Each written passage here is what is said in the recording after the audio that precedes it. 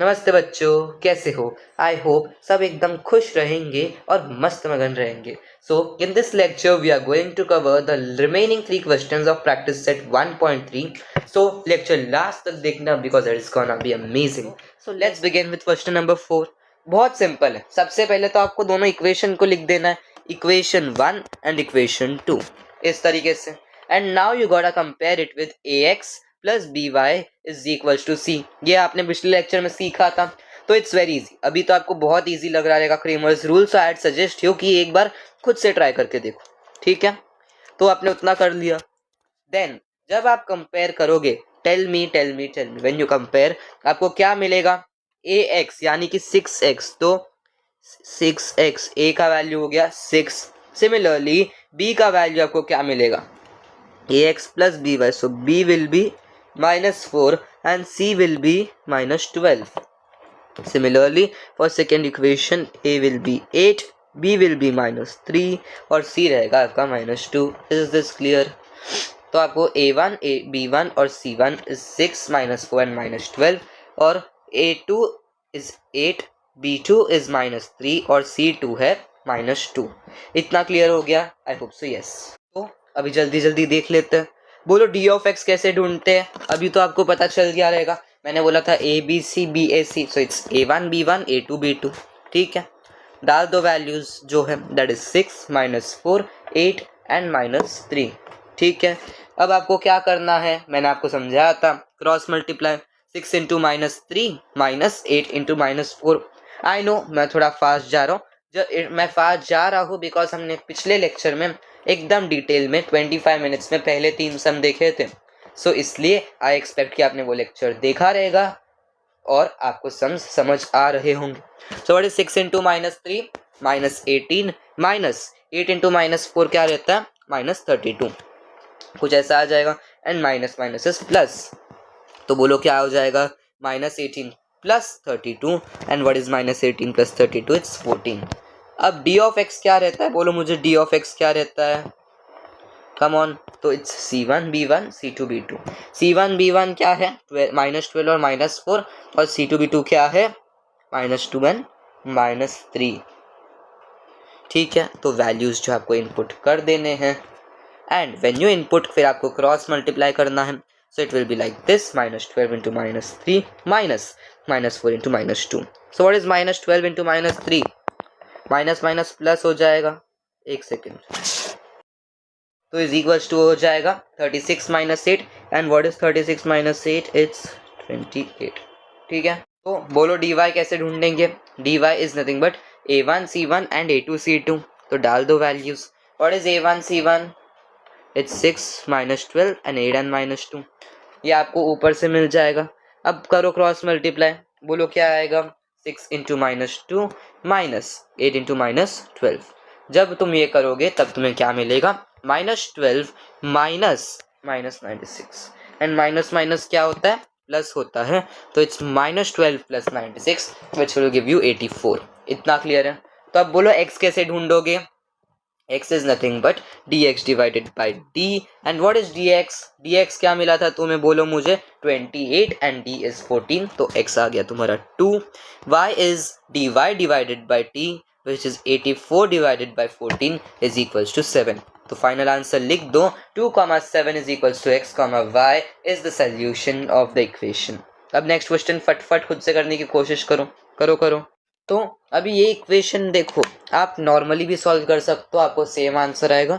But देखो, आप एक चीज नोटिस करोगे, when I right this equation, तीनों टर्म्स जो है 2 से डिवाइड होते हैं. 2 2 ज़ा 4, 2 3 ज़ा 6 एंड 2 इंटू 27 इज 54.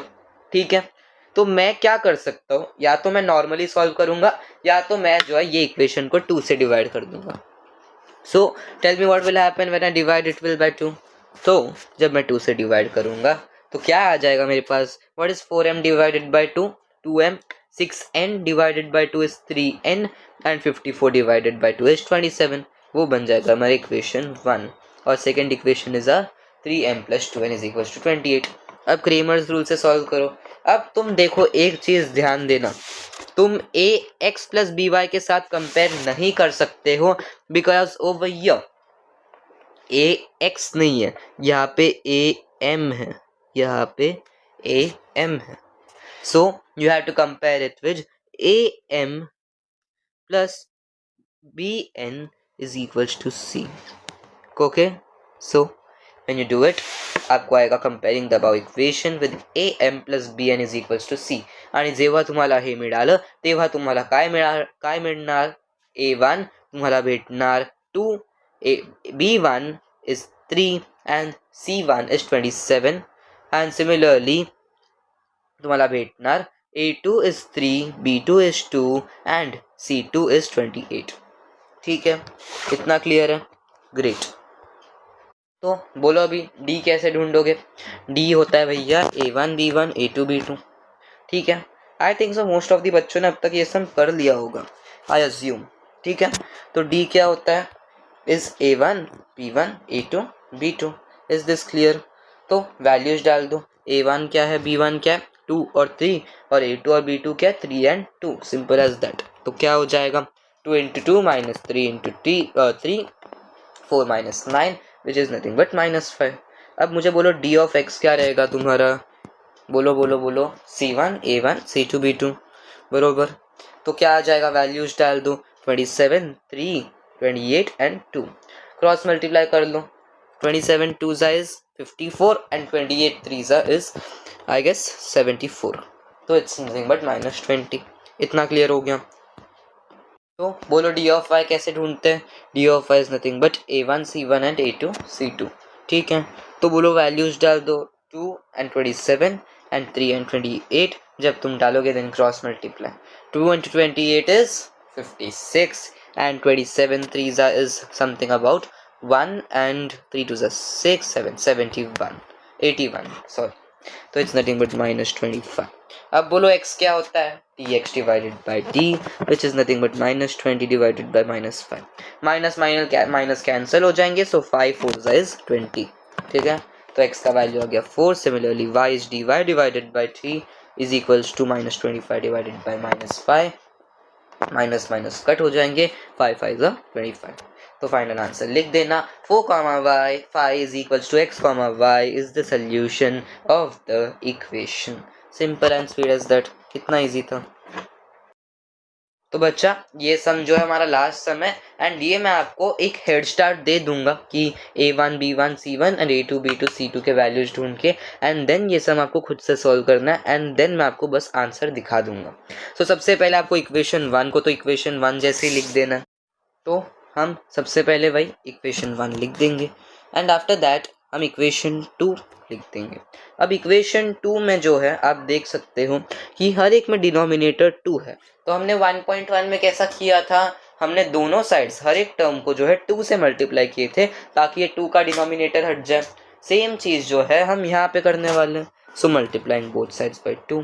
जब तुम ये करोगे तब कुछ ऐसा सिनेरियो आ जाएगा. अब जो ये 2 है, 2 into x will be 2x and 2 into y by 2, तो 2 2 कट जाएगा, और राइट हैंड साइड में 2 into 1 by 2 में भी 2 2 जो है कट जाएगा. तो तुमको क्या मिलेगा? 2x minus y is equals to 1. Clear है? उसके बाद जो है आप कंपेयर कर दोगे ax plus by is equals to c के साथ, एंड जब तुम करोगे तुमको a1 2 मिलेगा, b1 3 मिलेगा, c1 2 मिलेगा, सिमिलरली a2 2 मिलेगा, b2 -1 एंड c2 जो है 1 मिल जाएगा. अब सम खुद से सॉल्व करो, मैं आपको बस एक बार सोल्यूशन दिखा दूंगा. तो ये रहा फर्स्ट पार्ट. सबसे पहले आपको d का वैल्यू ढूंढना है. तो d का आपको याद रखना पड़ेगा कि d is a1 b1 and a2 b2. जब आप वैल्यू सब्सटीट्यूट करोगे 2 3 2 एंड -1 क्रॉस मल्टीप्लाई करने के बाद आपको आंसर मिल जाएगा इज 8. आप बस एक बार सोल्यूशन देख रहे हो, सॉल्विंग आपको खुद से आना चाहिए अब तक. ठीक है, मैंने बाजू में आपके लिए वैल्यूज भी लिख दी है. ठीक है, उसके बाद d ऑफ x क्या रहता है आपको ये भी याद रखना पड़ेगा, c1 b1 and c2 b2. ये मैंने आपको ट्रिक बोला था abc bac. वैल्यू इनपुट करने के बाद आपको जो है आंसर आ जाएगा -5. देख लो मैंने कैसे सॉल्व किया, स्क्रीनशॉट ले लो, नहीं या फिर मत लो, मैं पीडीएफ आपको प्रोवाइड कर दूंगा. उसके बाद ये हमारा final page. d of y क्या रहता है, a1 c1 and a2 c2. ये भी मैंने आपको बोल दिया, and when you solve this आपको आंसर आ जाएगा -2.